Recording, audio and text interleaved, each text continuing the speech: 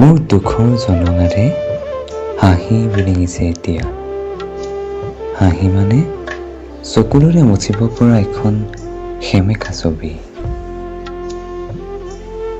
বুকুৰ আপোনজনক হেৰুৱাই মোৰ তেজাল কলিজাত বলিছে এচাটি দুখৰ ধুমুহা। দুখ মানে হাঁহি হাঁহি পান কৰিব পৰা এবিধ মিঠা গৰল।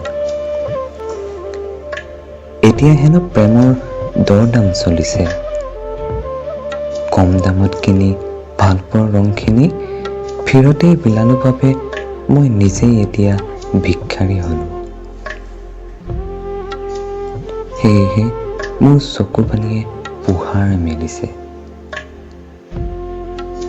মোৰ কোলাৰ কেঁচুৱাৰ দৰে ডাঙৰ হোৱা মৰমবোৰক উৱলি যাব নিদিয়াকৈ শীতৰ নিহালিখনেৰে এতিয়া আলফুলে মেৰিয়াই থলো।